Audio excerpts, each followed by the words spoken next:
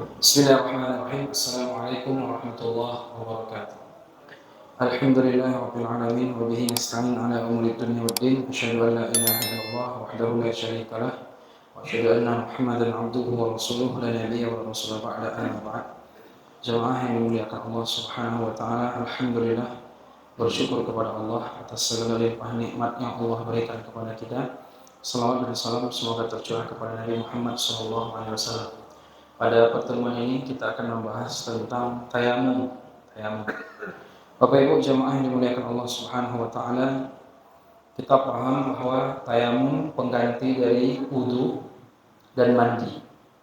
Kalau orang dia hadas kecil seperti misalnya kentut atau mungkin buang air besar, buang air kecil, itu statusnya hadas kecil. Jadi kalau dia ingin sholat maka dia harus berwudu sebagaimana yang kita sudah pelajari sebelumnya. Tapi kalau di hadas besar ini junub ya, entah itu selesai, yang perempuan selesai dari haidnya, nifasnya, atau yang laki-laki dia memang junub. Maka kalau tidak ketemu air, maka solusinya adalah tayamum. Kalau air itu media bersuci yang paling afdol, dan kalau ada air tidak boleh tayamum. Dan kalau di hadas kecil dibersihkan hadasnya dengan wudu, kalau di hadas besar junub itu dibersihkan dengan mandi. Maka jamaah yang dimuliakan, bagaimana kalau tidak ada air? Sementara wudu dan mandi kan harus pakai air. Kalau tidak ada air maka pakai tayamum. Allah Subhanahu wa taala berfirman dalam Al-Qur'an, a'udzubillahi minasyaitonirrajim.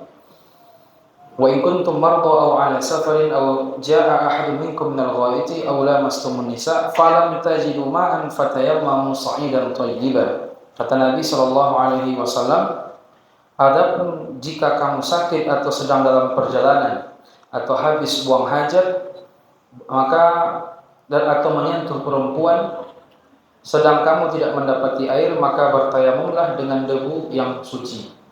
Fatayammamu sa'idan thayyiban famsahu biwujuhikum wa aydikum innallaha kana afuwan ghafura.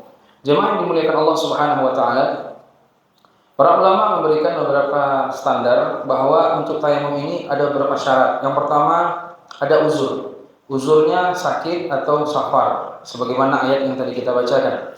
Yang kedua masuk waktu sholat. Jadi kalau belum masuk waktu sholat dia tayamum tidak sah. Maka ketika sudah masuk waktu sholat ternyata air tidak ada, baru dia tayamum.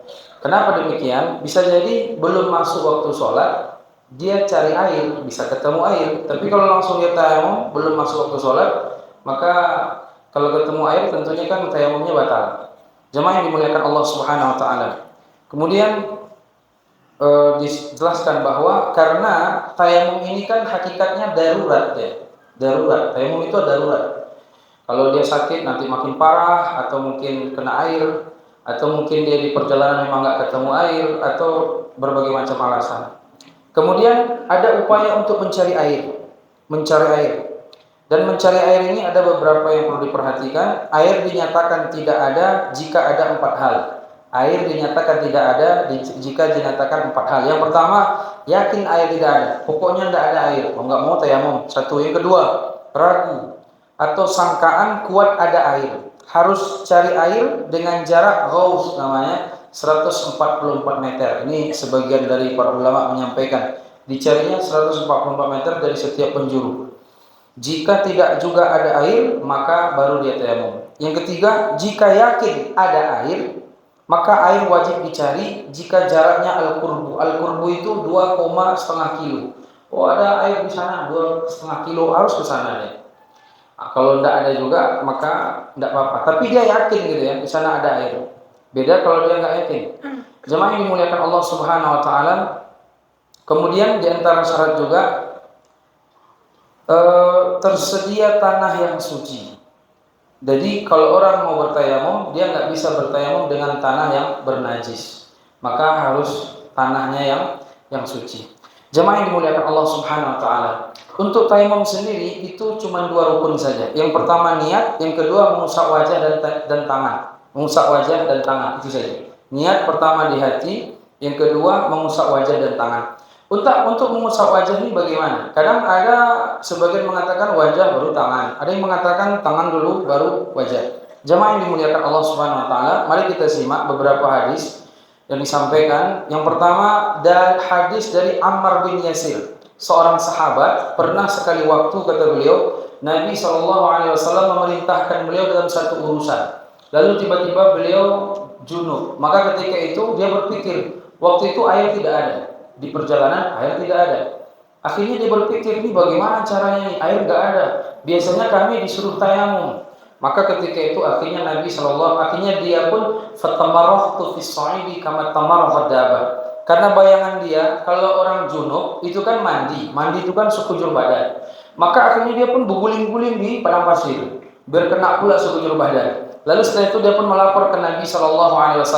Apa kata Nabi SAW kepada beliau? Inna makana yakfika hakada. Maka cukup bagi kamu sebenarnya, tidak perlu guling-guling. Cukup bagi kamu seperti ini. Fadaraban nabiyyu bikaffaihi al-ardha wa nafakha fihima summa masa bihima wajhahu wa kaffaihi. Rawahu Bukhari wa Muslim. Kata Ammar bin Yasir, kata Nabi, cukup bagi kamu. Fadaraban nabiyyu bikaffaihi al-ardha. Nabi ketika itu memukulkan dengan kedua telapak tangannya ke bumi, ke tanah. Wa nafakha fihima. Setelah dipukulnya hanya sekali, Nabi pun menghembusnya, gitu. Jadi biar mengurangi kadar debunya kan. Summa masaha bihima wajhah. Lalu Nabi pun mengusap wajahnya. Mengusap wajah ketika tayamum tidak sebagaimana ketika wudu, Bapak Ibu. Kalau wudu sempurna, ini belum betul diperhatikan, semua ke sini perhatikan. Kalau tayamum berapa udah gitu.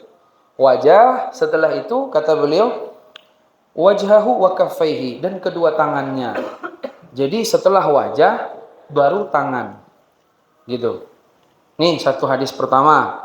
Ada pula riwayat lain, summa daraba biyadaihi al-ardha darbatan wahidatan. Nabi memukulkan tangannya ke bumi sekali tepuk, summa masaha shimal 'alal yamin. Kemudian setelah ditepuknya, tangan kiri mengusap tangan kanan, baru tangan kanan mengusap kiri. Gitu kan? Wa dhahir kaffaihi wa wajhah. Setelah itu baru wajahnya. Jadi ada dua hadis di sini. Bisa wajah dulu baru tangan, bisa tangan dulu baru wajah. Tayamum begitu. Jadi Bapak Ibu perhatikan saya ya, kita tepuk sekali. Habis itu kita hembus boleh, boleh. Kemudian wajah, tangan kanan kiri. Atau gini, tangan kanan, tangan kiri, baru wajah. Boleh juga. Tapi Ustaz katanya ada 2 kali dia tepuk-tepuknya ini enggak? Apa gimana? Ternyata memang ada keterangan dari hadis Ibnu Umar, anin Nabi sallallahu alaihi wasallam annahu qala fit tayammum. Dari Nabi sallallahu alaihi wasallam bahwa beliau berkata tentang tayammum, darbatan, 2 tepukan, darbatun lil wajhi wa darbatun lil yadain ila al mirfaqain.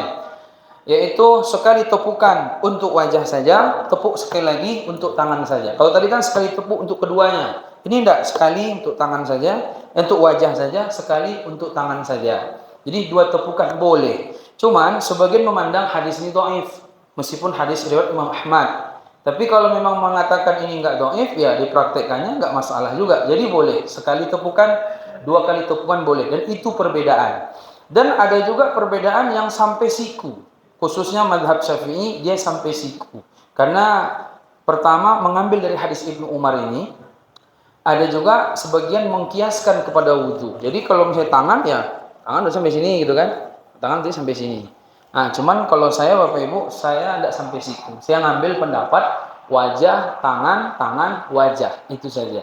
Jadi simple sebenarnya untuk urusan tayamum. Jadi jangan sampai nanti Bapak Ibu anak cucunya tidak tahu, nggak ada air, atau sakit, tidak bisa kena air, tidak sholat gara-gara tidak bisa kena air. Ini kan berbahaya ini.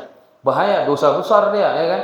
Tapi kalau dia tahu caranya, dia bisa dengan cara yaitu bertayamum. Mudah saja, niat di hati, baca bismillah.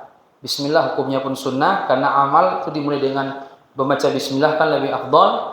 Niat di hati, kemudian dia mengusap wajah dan tangannya. Jadi itulah cara tayamum. Jadi bagi Bapak Ibu yang belum bisa, nanti kalau mau praktek bisa. Tapi saya rasa udah cukup, karena tayamum simple. Yang biasanya agak terbalik-balik adalah tata cara mandi junub. Itu yang terbalik-balik. Meskipun sebenarnya simpel juga. Ya. Jemaah yang dimuliakan Allah Subhanahu wa taala, ini mungkin yang dapat kami sampaikan. Lebih kurang mohon maaf. Wabillahi taufik wal hidayah. Assalamualaikum warahmatullahi wabarakatuh.